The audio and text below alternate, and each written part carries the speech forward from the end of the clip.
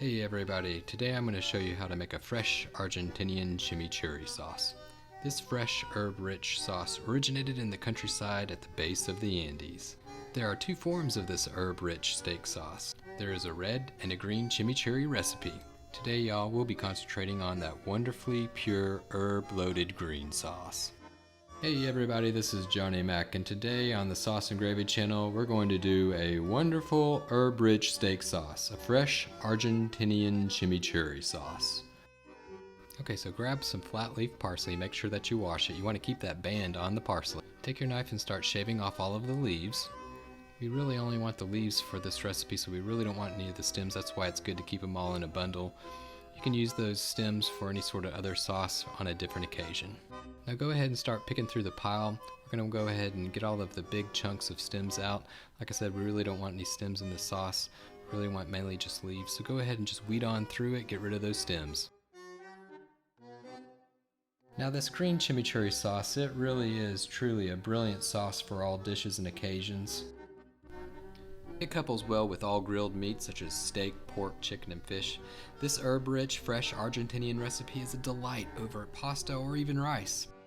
Hey, this sauce for all dishes can even go on a salad or even be used as a pizza sauce. Okay, so now we've reached the point of going ahead and starting to chop up the parsley. Really, it's just your personal preference on how you want to chop it up. I've seen people do it really fine, and then again others that do it very coarsely chopped. I personally prefer it a little bit coarsely chopped. I want to see that I'm eating some parsley and I want to know that it's there. After you've chopped it up, we're going to use 1 cup of this chopped parsley. This whole bundle was roughly a cup, maybe a tiny bit more. So I didn't want to waste any of the parsley. It was pretty much 1 cup, so I just went ahead and used the entire bundle of parsley, slightly over a cup. Now you're going to need a sealable container to hold the chimichurri sauce. I love these flip top lid jars. They seem to hold all of the ingredients well and keep it nice and fresh. Try not to make a mess when dumping the parsley into the container. Now we're going to start on our second fresh herb, some oregano. Now the fresh oregano is really easy to work with. Use one hand to grab the top of the stem where the leaves are, and then the other hand place it on the stem, and then just pull that stem through the other hand and it will release all the leaves into the hand. Wonderful. As you're probably beginning to notice, this Argentinian chimichurri sauce has a heavy Italian influence. Here's a little bit better of an angle so you can see how I pulled those leaves off of the stem. Now you're probably wondering, where in the world did the name chimichurri sauce come from?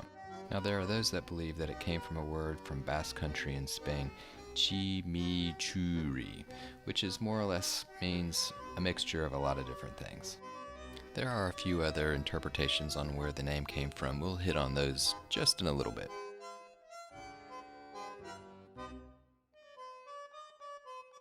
Okay, so now that we have all of those bad boy leaves off the stem, it's time to give them a coarse chopping. This chimichurri sauce is definitely a really good fresh herb sauce. It is a wonderful sauce for grilled meats in the summertime. Grab that jar, go ahead and start putting in the oregano. Again, try not to make a mess. Now you can see why this is a wonderful herb-rich green sauce with all of the parsley and oregano that are in this Argentinian recipe. Time to add a little bit more flavor. Grab those garlic cloves. We're going to go ahead and peel them and get them ready to go in. Of course, peeling garlic's everybody's favorite thing to do. An easy way to do it is just to go ahead and give these bad boy garlics a little bit of a smashing. Cut the base of the garlic. This will help you to unravel all that wonderful paper. Makes it a little bit easier to get it off. Now you're going to go ahead and do that to 5 of these bad boys. Now that we've got all of the skin off, we're going to go ahead and give it a nice little coarse chopping. Another thing that you're going to want to do is you're going to want to use the flat part of the blade, kind of smash that garlic into the cutting board so that the garlic releases all of its wonderful juices and flavors. Now back to how chimichurri sauce got its name. There are those that believe that there was an independent freedom fighter named Jimmy McCurry from Ireland in the 1800s that helped the Argentinian freedom fighters fight for their independence. He created the sauce. They had a hard time saying his name, so it turned into chimichurri sauce. Make sure you get all these guys. This little guy tried to escape. Nope.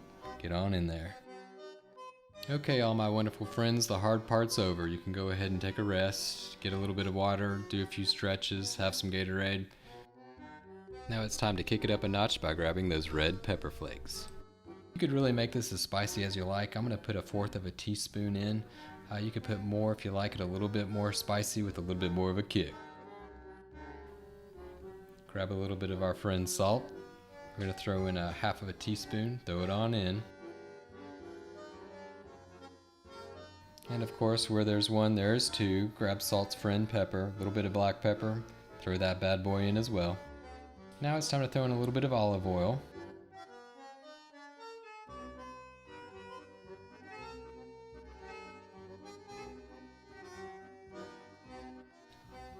And then we're going to grab a little bit of red wine vinegar, throw that bad boy in.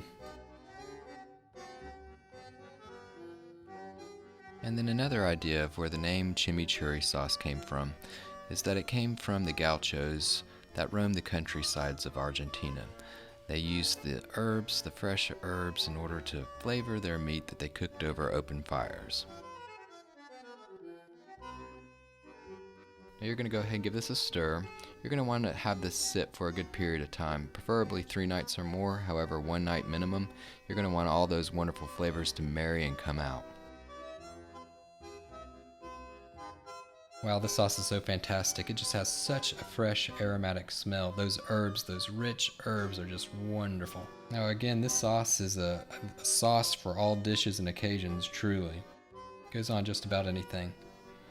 However, it's just absolutely perfect with the steak, so this sauce is a wonderful steak sauce. It helps to cut through that steak fat with the acidity of the sauce, just gives it such a wonderful flavor.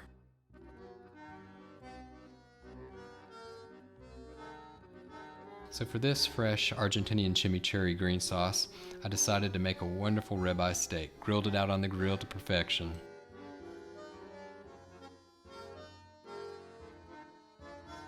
Look how that knife just slides through that steak, nice and medium rare, perfect, just like the gauchos might have loved it on the open countryside of Argentina.